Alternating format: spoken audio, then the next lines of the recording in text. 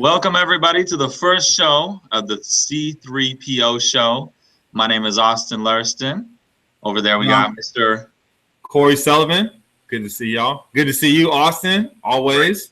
Great to see you today, Corey. It's always great to see you after a Seahawks blowout, which we got last night. It was quite the rout that we've been waiting quite a while for. Seahawks have had quite a few close games. A tough loss the week before where the offense decided not to show up. But this game, 40 points, all scored by the offense. And another great performance by Russ. What did you like what you saw of the Seahawks this week? I think it was finally the game that we've been waiting for. We finally saw the offense. Nobody particularly dominated. A lot of people had very good games, but every one of the receivers had a really good game. Lockett had a good game. Curse finally had a good game. Baldwin had a good game. Jimmy Graham all had a good game.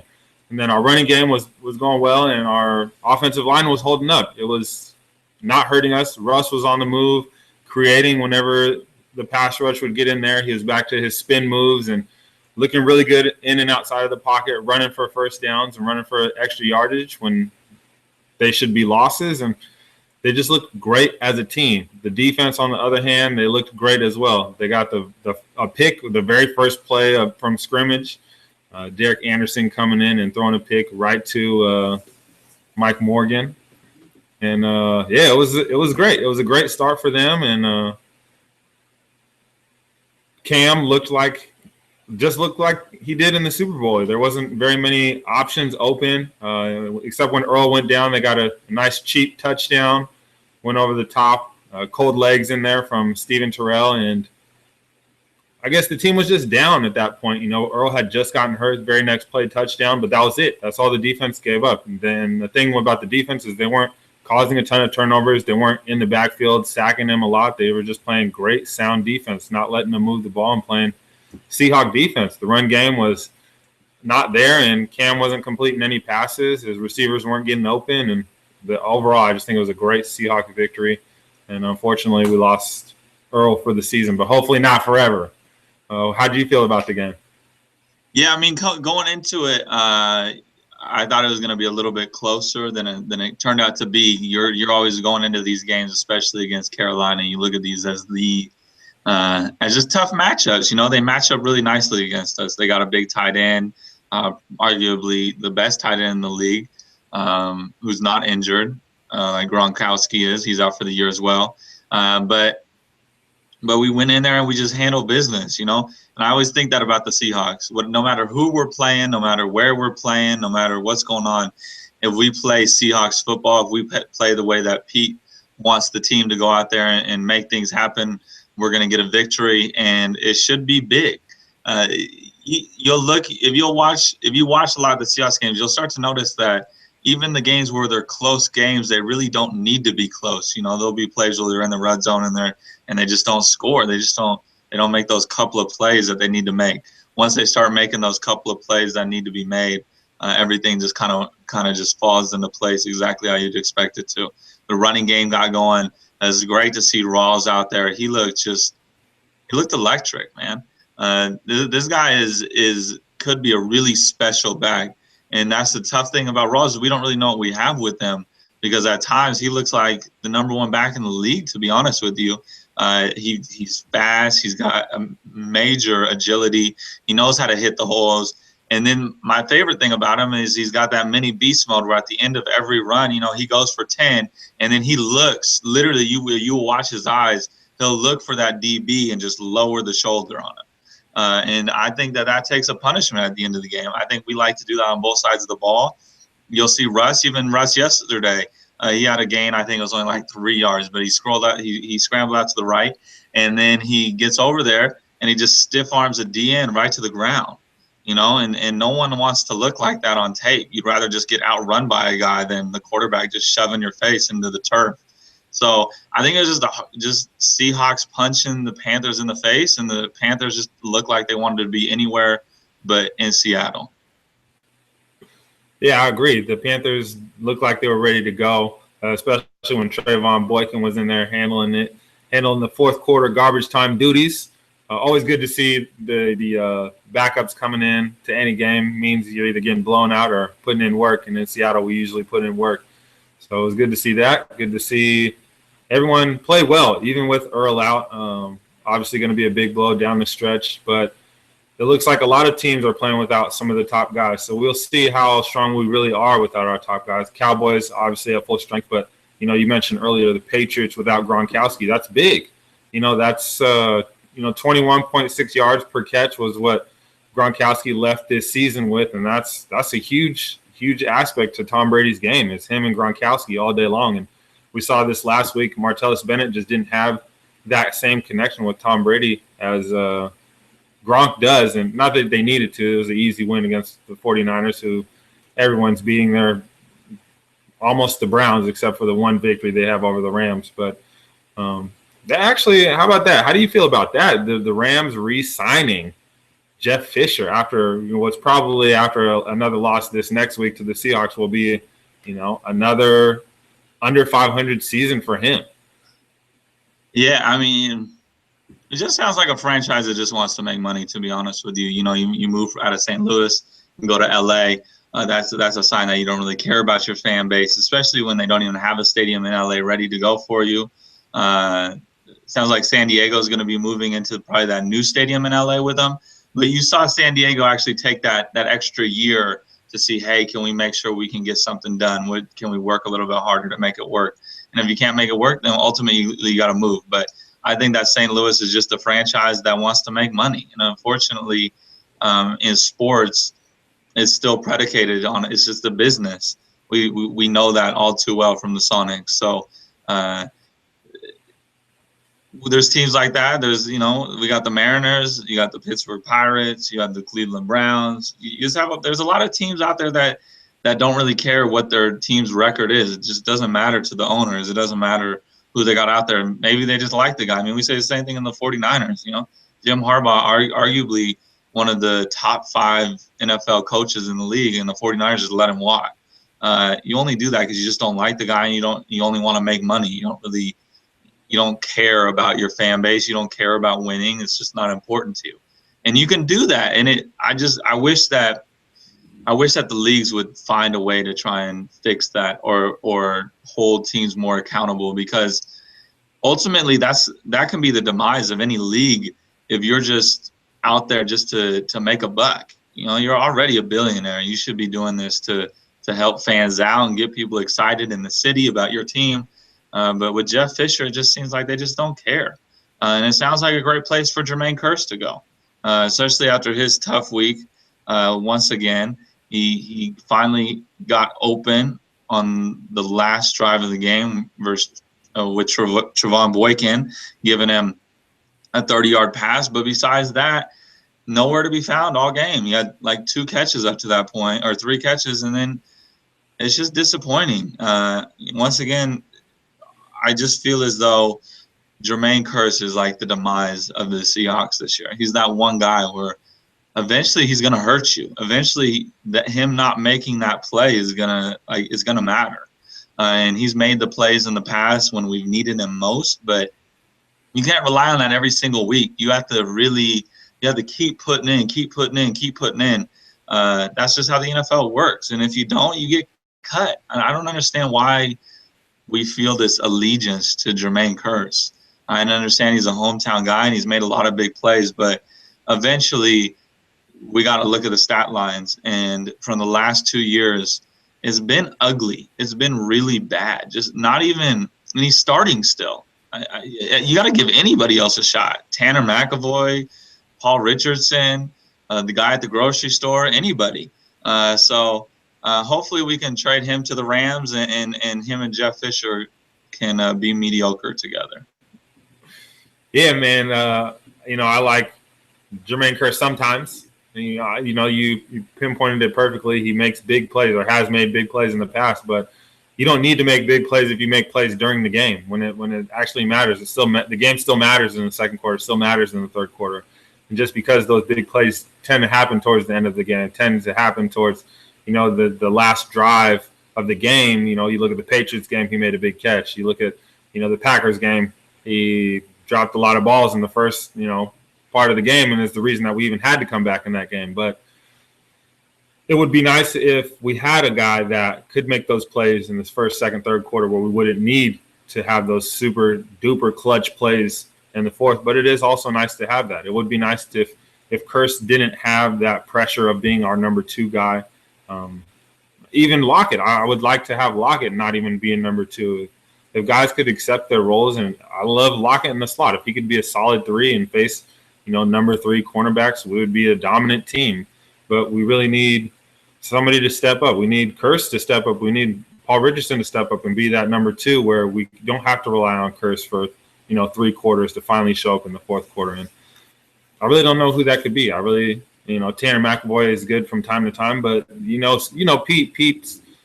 Pete's offense is based on if the play is called for you, based on what you can do. And I don't think that McAvoy could hang with a number 2 DB for a full game just yet. But, you like you said, somebody has to step up. It's not that hard to produce 2 catches and 12 yards in a game. I'm pretty sure anybody could do that. You could put Charmaine Pope out there and he could do something. He could get a first down. It's pretty much what you're doing, what you're saying. And more often than not, we talked about this before we even started the show, that Jermaine Kearse he's not putting up big stats, especially when you needed him. You look at those games where Russ was really hurt, when Russ, wasn't able to move outside of the pocket.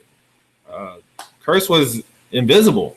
He was an invisible man. When you really needed somebody to step up and really take some pressure off of Russ, really, make defenses key in on something else than just pressuring the quarterback, he was ghost. He was nowhere to be seen. And that's maybe another fear heading into the playoffs is our offense goes stagnant and we look kind of like the Panthers did last night, and we don't really have a receiver to get open and throw to.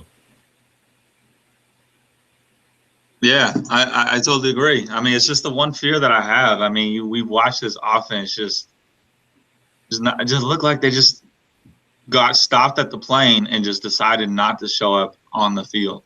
You'll watch them all game, and it's like you gotta like phase yourself real quick. You gotta do the John Cena. Am I actually watching? What is this? Like, I know this team. They scored 30 on the Buffalo Bills. They scored over 30 on the Patriots. I know at any given point they can score 30. It's not like they're a scrub offense. We have Russell Wilson. I mean, Russell Wilson. I mean, he's got his own chant. That's how good this guy is. He's arguably one of the top 3 quarterbacks in the league now. We don't have to deny. There's no like, is he tier 1? Is he tier 2? Is he, there is like he's just the guy that you want on your team as a quarterback. So any game we go into, I expect us at least to score a touchdown. And I don't think that's unreasonable to expect, but it's worrisome that they come out in 3 games, we've scored nothing.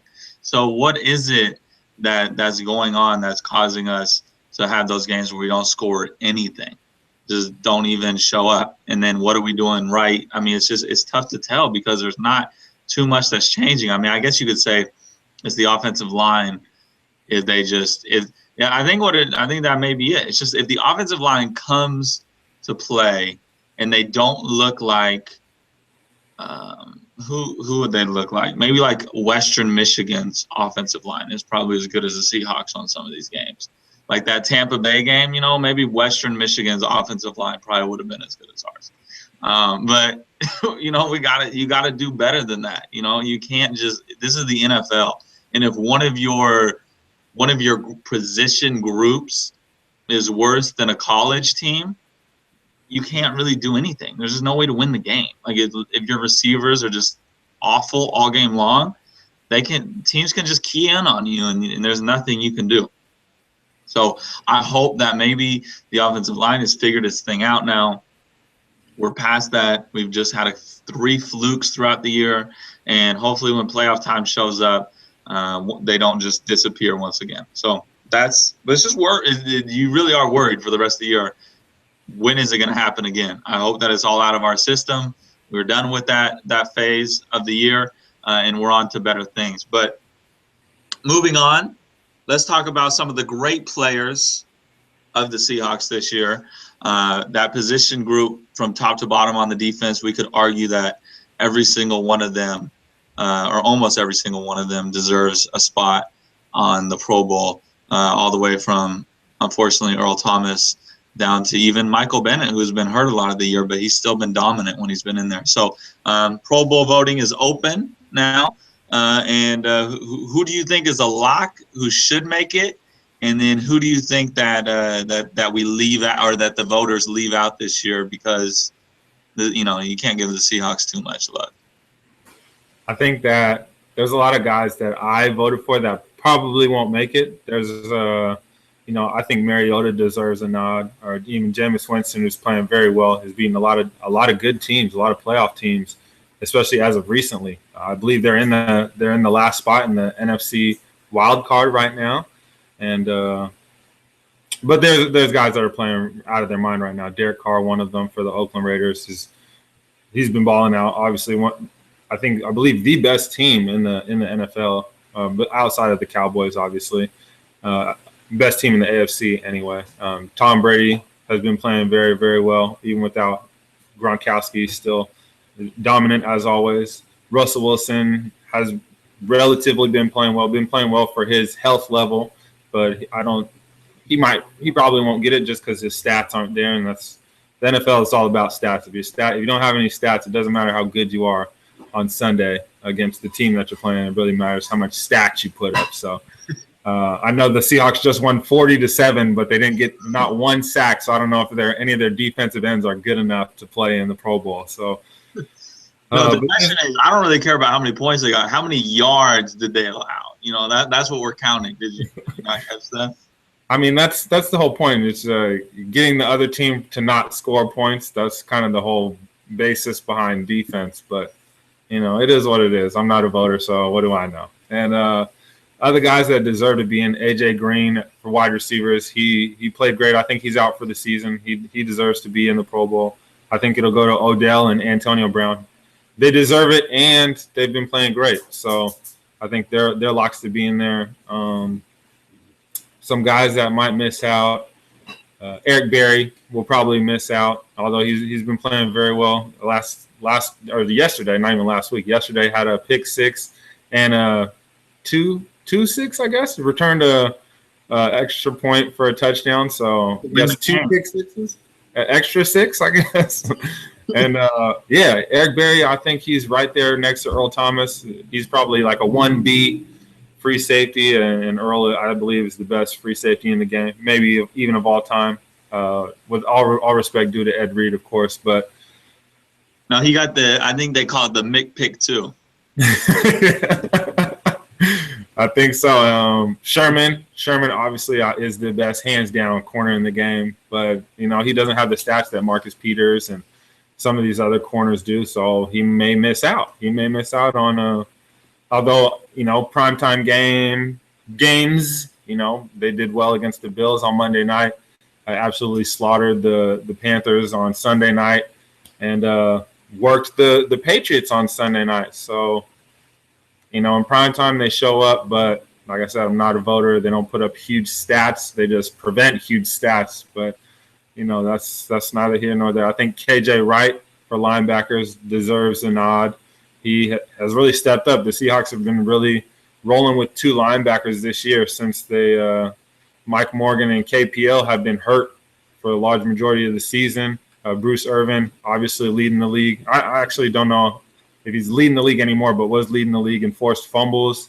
He's overplaying in Oakland and that awful defense. But KJ, definitely a guy that has stepped up and, has played really well. They, the best defensive scoring team, not allowing points, and they've only been playing with 2 linebackers and no Mike Bennett. So I don't know what that says about him and that defense, but playing pretty well without him. Pretty Seahawks biased, I guess, but think about some guys that deserve to be in that aren't on the Seahawks. Amari Cooper, best offensive player outside of Derek Carr for the best team in the AFC, deserves to be in there. Second-year player, over 1,000 yards, has really been Derek Carr's go-to guy and has been unstoppable. Obviously, teams have been trying to stop him, but he's generally around the 100-yard, 1 touchdown mark each and every week, and he deserves to be in there. I'm thinking, and I mean, generally, I don't see any surprises. Do you see any surprises from guys that could possibly get in there?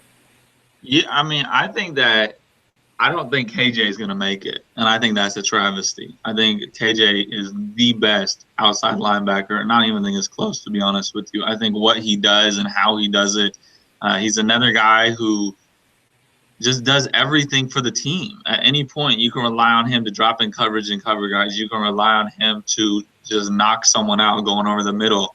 You can rely on him to get a forced fumble when you need to. You know, he does everything that you ask of an outside linebacker. And like you said, he covers up when guys are injured. So when someone else, excuse me, when someone else is injured, you can you excuse me. You're right. When you can cover up guys with when you have a great player such as KJ, and there's other guys, you know, Von Miller is a good player, but KJ within our system is perfect. Everybody that's within our system is a perfect player. You know, everyone was talking down on Sherman because he wouldn't cover the number one receiver all game. He'd stay on his side of the field, but that is our system. And it doesn't matter what the other people, the other teams say about our team. We just have to play our defense. And we've been doing that for, what is it, the last 5 years. They showed a graphic last night between us and the 80s Bears defense, and it was a 1 point differential in points allowed per game, and they're arguably the best dynasty of defense in the game with one of the best coaches. And now we're doing it here in 2000, was 2012 to 2016, still the number one defense in the game, and it's been, the numbers should speak for themselves. It's crazy to think that the Seahawks defense doesn't have a defensive player of the year, or even, to be honest, really a nomination for defensive player of the year after year, when we have the best defense every single year. And you can argue that the Broncos had the number one defense last year or whatever, but generally we have the best defense each and every year, and no defensive player of the year or any accolades to go with that. What do you think about the Seahawks never getting any accolades? Do you think that matters? Do you think, personally, I don't think that the Seahawks care. I think it just adds fuel to the fire. But do you think that they are deserving of it? And if so, who do you think should get this defensive player of the year? Yeah, I think we'll look back on it and we'll reflect in the future about how they play and what everything that they did, and the lack of trophies that they'll have on the case in terms of personal accolades will be something that I think even the league will look back on and go, you know, we missed the ball on that one. It's kind of like right now, you look back at the NBA in the mid to late 2000s, and there was Steve Nash won, 3 MVPs? Now, Steve Nash was a great player, no doubt. Great player. You'd want him on a lot of your teams, but was he one of the greatest players even during that time? I don't know. I don't. Maybe he's top 5, but maybe he's not. I'd say he was an efficient player. He was top 10, but he wasn't better than Kobe and those guys that were going to the championship. And that's what I'm saying. That's what I'm going to look back on. It's going to be the same thing. That basically they're just not the same caliber of player or even team as the best. I mean, the whole point of being the MVP should be you're the best player on the best team. That's kind of what it is, isn't it? It's the most valuable player. So if your team is the best, if you're the best player on that team, that means you're probably better than everyone else. That should be how it goes, but it's not. It's who's popular, who has the most statistics, who helped whose fantasy team the most. And it's sad to see that's how the voting has become. It's become a popularity contest. Yeah, it really does. It turns into almost you're right, it's like fantasy football. We're out here, it becomes a problem. And tell me what you think of this idea. I know a couple of players have floated it out about not allowing fans to vote for the Pro Bowl. I mean, I think it's fair. I think, or if fans do vote, they should have a very low influence. Let's say like 10 or 15%. They should not be a majority of the vote. The players who are on the field, they're playing against these guys every day. They know who the best of the best is. And does it really make you feel all that great to know you're like 75% of who makes it to the Pro Bowl? And especially when it's like affecting these guys' paychecks. You know, these guys are out here trying to get incentives to get into the Pro Bowl, and they're relying on fans who are out here playing fantasy football to make their decisions for who they think is the best. They don't even watch the games. They just look at their stat lines at the end of the game. They're like, oh, Latavius Murray had 3 touchdowns. And then you go back and you look at those touchdowns, like, oh, that was from the 1 yard line, and that was from the 2. And then he had like a 10-yard gain. That was his whole game. But you think he's great because he put up 30 points for your fantasy squad. So, yeah, they need to change it. I mean, I think in today's day and age, we need to fans they don't need to have that much influence on stuff. We just want to watch a good product at the Pro Bowl. We want the right guys to be selected, not the guys that the fans want. No, and I'll even one up you. I think not only should the Pro Bowl be selected by the players, I think the accolades should be chosen by the players. I mean, you think about the average fan, and they may watch a game, they may watch their team the whole season long, but you think about the players and the time and effort that they put into watching these players, you don't think they know which receivers, even if they don't put up crazy stats, even if this guy is a 700-800 yard receiver, they know that he's good because maybe his quarterback's not very good. Who's to say that Brandon Marshall isn't one of the best receivers in the league? Although he may not be helping your fantasy team out as much as Julio is, how do you know he's not that same level? Because, Julio's out there playing with Matt Ryan and Brandon Marshall's out here playing with Ryan Fitzpatrick trying to make it work.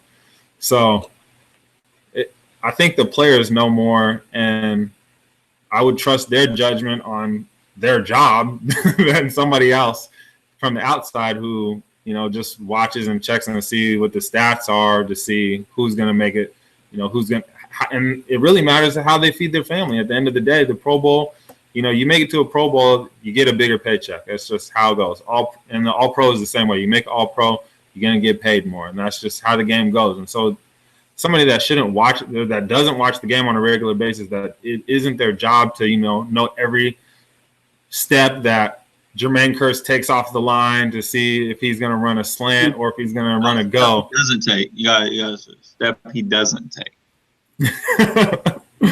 Exactly. So the only steps he's taken is to get an OPI.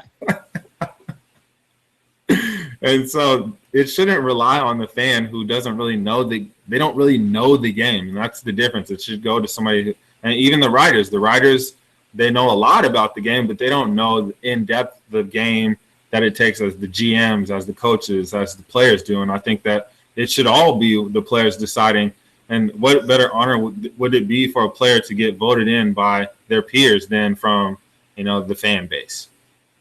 Yeah, totally agree. I didn't even think about the writers, but I've always been perplexed that the writers decide, even in baseball, the Hall of Famers. Like, what are they? I feel like at this point we have so many Hall of Famers. Shouldn't it just be the other Hall of Famers deciding who should be in the Hall of Fame with them? I mean, these guys know what makes good baseball or good basketball. They played this their whole life. I mean, they dedicated thousands and thousands of hours to this game. They know more than anybody. And the thing about writers or just anybody in the media really is they usually follow just a few teams. You got to think of like the guys who are in the local markets. They're really only following their market, and then every week someone will come in and they'll do a little bit of reporting on those guys. But for the most part, like, you don't know the inner workings of the Panthers and who just got cut off of their practice squad or whatever. But they also don't know the general, what everybody else is doing. They only know that about their team. Whereas the players really, they have to prepare week in, week out for all these guys. They do know who's on that 53-man roster. They know everything about them. They know what routes they're good at. They know what their moves are. They have to know all these different things about them, how they have to prepare for them. And I think that they would have less of a bias, to be honest with you, because they just want to vote for who's good. There may be some players who may like, oh, I played college with him or whatever, but for the most part, I think they really just want to see the best guys. They want to make the best product on the field because they know that if they put that best product on the field, they're just going to keep on making more money and more money. Totally agree. I totally agree with you.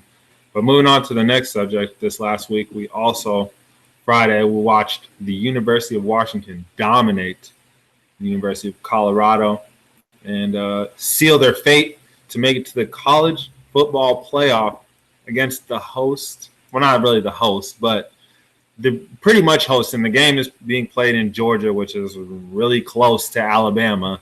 They're going to be playing the number one, the reigning champs, the Alabama Crimson Tide. Any chance that UW wins? If anything, what are you excited about it? The exposure. What aspect are you looking forward to this game? I think it really comes down to the Pac-12 finally gets to play the SEC in a big-time game. I think the last time we saw this was Oregon in the national championship. Correct me if I'm wrong, but that was the last time we got to see anything like this. So I always look forward to the Pac-12 getting their opportunity. That's all we ask for, right? Because all you want is just your conference to at least just get an opportunity to show what the conference is worth. How good are they? You don't know until you put these guys on the field. And obviously they're one of the best conferences in the league. You just don't know how good are they really. So I think that is great to see. Finally, the Pac-12 gets their opportunity, and I think UW has a great shot. To be honest with you, I will say this: it comes down to, is Jake Browning going to be on? And I think he'll get a month of rest. It was probably a little bit of a grueling season for him coming down. Last few games, he seemed to struggle a little bit, but he's going to get some rest. He's going to know what the Alabama defense is going to bring, and that offensive line is great. Those receivers can get open, and so if he can just make his throws, I'd give them a really good shot to win the game. I think the running game is great, and I know that Alabama stops the running game, but if everything is on, what do you do at that point? You can only stop so much. And if the receivers are getting open, they're going to have to try and cover the receivers, and that's going to leave the running game open. And I think UW has one of the best defenses in the league, and that's what the SEC is known for. So I don't see Alabama's offense going off on Washington. So I look forward to a great game. It's going to be a tough game. It won't be easy by any stretch, but I don't think it's going to be easy for Alabama either, unless Jake Browning just comes out and lays an egg. And if he does that, then, yeah, they got no shot. I have to disagree with you. I think Alabama's going to blow them out of the water. To be 100% honest with you, not saying that as a Cougar fan, not saying that as an Alabama fan. I'm just being realistic. These games, like any games, comes down to experience. And the thing is that the Pac-12, the University of Washington have not been in these games. They don't make it to national championship caliber games. And this is their home field. This is what they do. All they know is football. And UW's defense is good, you're right, but there's a difference between a good defense and the number one defense in the nation, and that's at University of Alabama. Their run game is strong. They're bigger, faster, stronger. That's why they are Alabama. They put out first rounders each and every year. They put out Heismans each and every year. They don't have anyone. They don't have a Heisman candidate finalist this year, first time in a long time, but they got good players. UW hasn't faced a quarterback like Jalen Hurts, somebody that can run outside the pocket, somebody that can really create, and somebody that's good outside the pocket, even better than that. And it's gonna be rough, especially with no Azim Victor. Azim Victor, I think this game would be a lot closer if he was there, but you're gonna be able to see. You're gonna see the difference between a Pac-12 defense and the number one defense in the NCAA, especially and offensively. Alabama likes to run the ball, and if your main guy, your middle linebacker, is not there, you're gonna take some punishment. They're not running soft. They're not, you're not tackling them in the backfield without them, lowering the shoulder and bucking you. And that third, fourth quarter late in the game when you're tired of getting beat up, that's, Seahawk time. That's when it's, they try to break your will. And without your main guy, your heart and soul of your defense, it's going to be rough. It really is going to be rough. not putting down the UW defense. I've been saying this is the best defense, one of the best defenses since last year. It's really their offense that held them back. They got the best. I think they have the best secondary in the entire nation. Kevin King, Sidney Jones, Buda Baker, all those guys. The top. They got the Legion of Boom of college football, but Alabama, like I said, it's a different beast. It truly is, and I'm glad for UW. I'm glad for the Pac-12 that they're going to get some of that exposure. But you look at the first game of the season, Alabama blew out USC 52-6, the same team that beat University of Washington in LA, and it came down to Azim Victor being hurt. That was really the difference in that USC game, and without your star defensive player, the heart and soul of your team is. I really don't see them being close, to be honest with you. I think that Alabama's going to run the ball often, and UW will make some great plays defensively. I think that they'll hang in there for quite some time, but that defense is just going to beat up UW. I don't think Jake Browning's ready for a game of this caliber. I think that Myles Gaskin is, but I don't think that he'll get anything started. I think Alabama's just too fast, too strong for him to get off some big gains, and they're going to come back to reality. Hopefully some of those guys for UW stay for next year so they're ready for these games, but I don't think that they got it. How do you think – what do they need to do to win? I don't think that they can win. I think that, to be honest with you, Alabama, they're the best team in the nation. I don't think that it's UW's fault. I just think that Alabama's just top to bottom better. Better athletes at each position. I think they have better linebackers. They have better ends. UW probably has better corners, but they have a better coach. They have a better system. It's hard to beat Alabama. You ask anybody, they're 13-0. You know what I mean? You don't get to 13-0 by accident, especially the year after you just won the championship. You got a freshman quarterback, and the reason that all the guys go to Alabama, they have all these 5-star players, they have all these amazing recruits, is because you're going to be up for a championship. You're going to go to the NFL. Those are the two promises that Nick Saban has to offer you, and they do. He comes through. He expects greatness out of his team, and that's what he gets. And it's no accident they're the number one defense in the league, and it's almost impossible to run on them. And that's UW's strong point, is they'll run the ball effectively, and that'll open up the passing lanes for Jake Browning. But John Ross, they're going to key in on him, and they're going to lock down one guy. That's all they have to do, because the run game's not going anywhere. Lock down John Ross. The Alabama will let you beat them with Dante Pettis and all these other guys any day of the week. Feel free. If Dante Pettis and Chico McClatcher can get 200 receiving yards and 4 touchdowns against this defense, man, that's the best game of their life. Then they're going to win the national championship. But I'm not seeing that. I never saw that so far this year. And I'm not going to see that against the number one defense in the nation. So that's what it's going to take. Chico McClatcher having a career day with Dante. And Chico McClatcher and Dante Pettis. They both got to have great days. Both of them have to have career best. Career best. They got to show up to basically they got to show up to basically a home game for Alabama and just knock their socks off. Well, I think that could happen.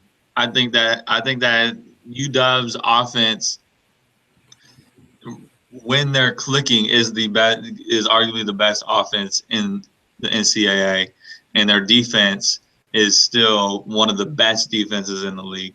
And so Jake Browning is on, and all those guys are doing their thing. I think it will kind of be opposite how it usually is. You said that they usually they have the running game open up those passing lanes. I don't think you can do that against Alabama. Like you said, their rush defense is just too good.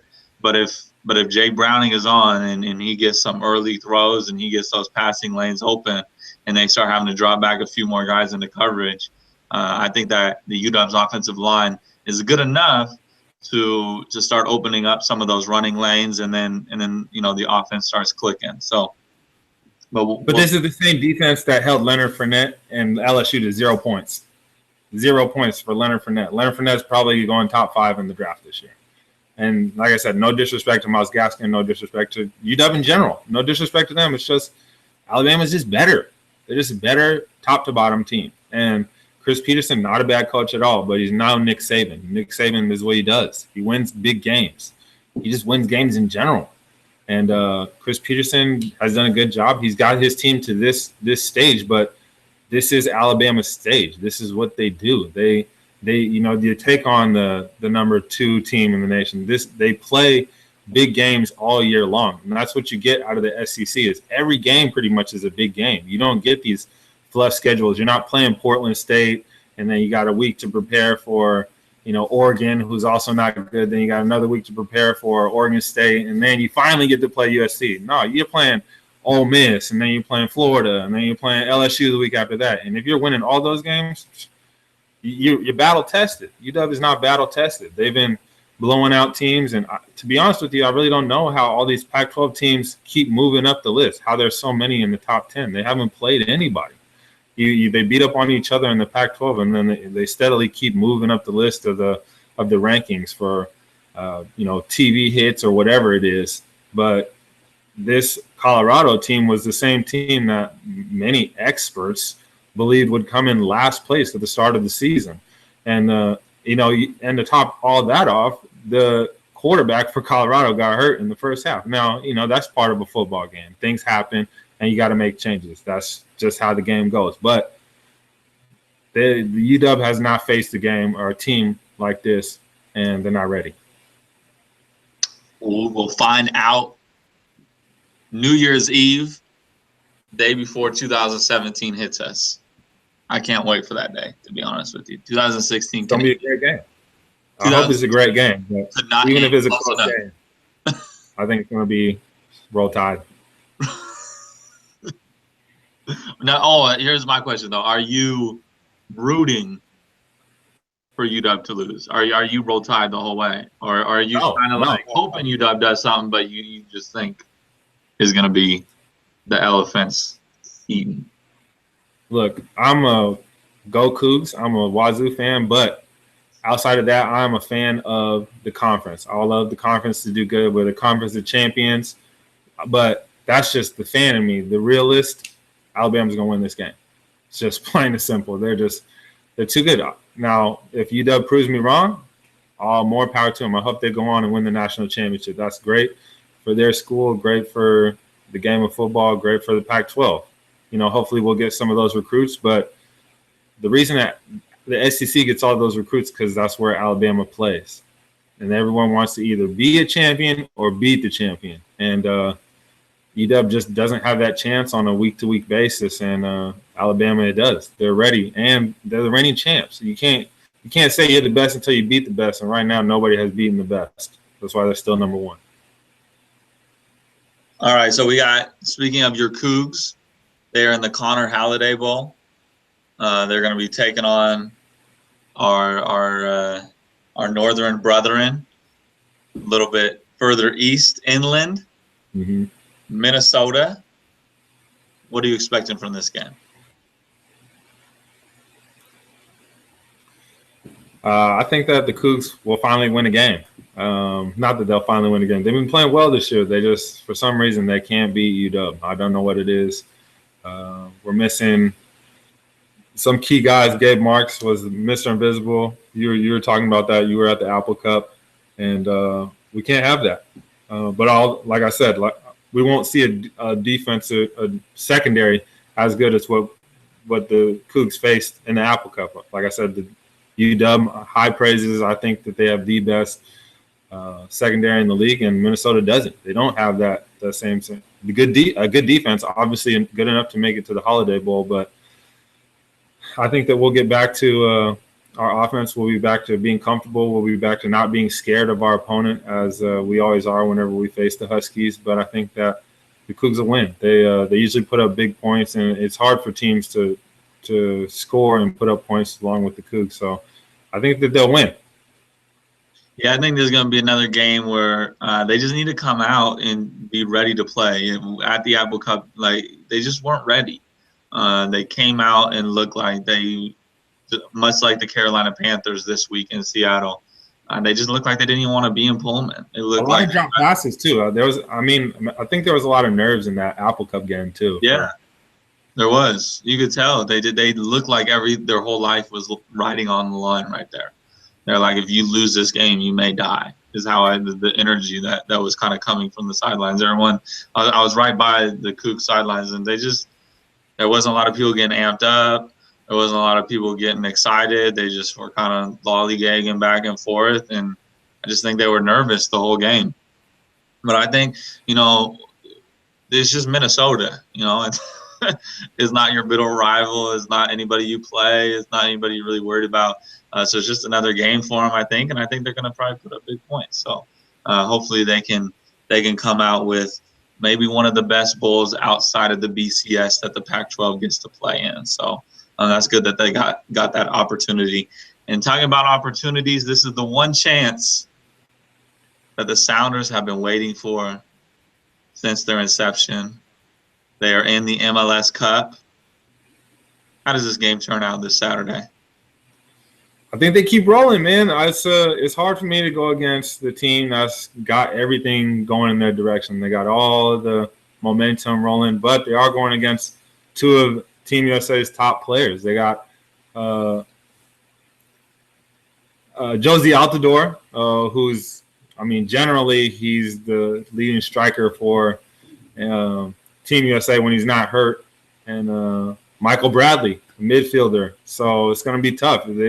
I don't think that the Sounders have any talent such as those two guys because, obviously they don't, because these guys are the head of Team USA. But, Clint Dempsey obviously not playing, and that's good. I'm glad that he's, protecting his health and worrying about his future more than he is this game, although possibly the most important game for the Sounders.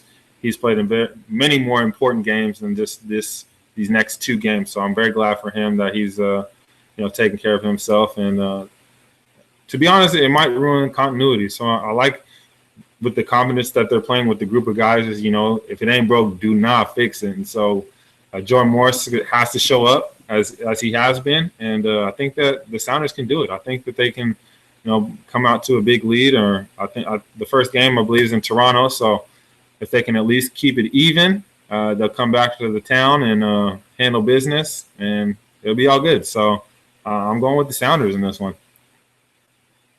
Yeah, I think the Sounders will take care of business too. The thing that I really like about what I'm watching from them is, and I think this is especially true in any team sport that you're playing, but especially in soccer, is mostly not just about your talent, but about the guys around you and how you interact with them and how you work throughout the game together as a unit.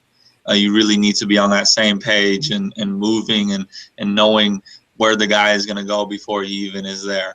And I think we've seen that over the last couple of games. They just seem to be in sync. There seems to be a sync between the team, even if they come up and they miss some shots or like you said, they don't have the best strikers in the world. They don't have the best defenders in the world. They're not going to flash in any sort of way, but they're just going to play good defense. They're gonna pass the ball nicely, and they're going to get some good opportunities. And that's what they do. They create good opportunities for themselves, and I hope that they come through and find a way to bring a championship home to Seattle. That'll be good, man. Always good to bring championships home to Seattle. First one for them, so I'm ready to have a parade in the middle of the city for the Sounders. I'll be home. I'll be home for the holidays. So, yeah, it'll be fun, and go Sounders. So go Sounders. I don't think the Huskies gonna win, and what else you want to talk about? I think that's it. Is there any other news going on in the sports world that people may not know about that you think needs a little bit more limelight, a little bit more shine? Oh, University of Washington women's basketball. I know not a whole lot of people are fans of women's basketball, but if you ever get a chance to watch this team, Kelsey Plum is a baller. She's leading the nation in scoring. I believe they're a top 10, top 15 team in the nation. And Chantel Osahar had 22 rebounds last night. She's an amazing talent, unorthodox type player. You wouldn't, from your first glance at her, you wouldn't think that she is a great basketball player, but absolutely she is. Her assist to turnover ratio is, one of the top in the league. She battles down low with the best of them. She puts up buckets, and Kelsey Plum, on the other hand, she's unstoppable. She's top player every single year, All-American, and almost averages 30 points a game, leads the nation. And women's basketball doesn't get a whole lot of love. I mean, maybe some women's basketball fans will be upset that I said that, but hey, at least I'm saying something. A lot of people aren't even saying anything about it. So definitely go check them out. Their only loss this year came at Notre Dame. And Notre Dame, the number 2 team in the nation, I believe they took on UConn today. UConn always number 1. It's not even really fair. They're kind of like the Seahawks defense. It's just always number 1. It's kind of annoying. And check them out. Show some support in Pacific Northwest. I know a lot of people are worried about Markel Fultz and what the basketball team's doing, but they're not even ranked. They're not even doing that well. I can't even name the team that they lost recently to, but they're not very good. They got killed by TCU. And if you're gonna show some love to the men's basketball team, definitely at least watch one game of the women's basketball team, and they're exciting. I went to the Pac-12 championship. They almost pulled out and won the whole thing, and then they went to the Final Four last year. So definitely an exciting team. Mike Neighbors is a good coach, and you won't be disappointed. Check them out. All right, there's your daily watch. Make sure you check it out. Must see TV, UW women's basketball. Heard it here first. C3PO show. Thank you, everybody, for tuning in. My name's Austin. I'm Corey Sullivan. Peace.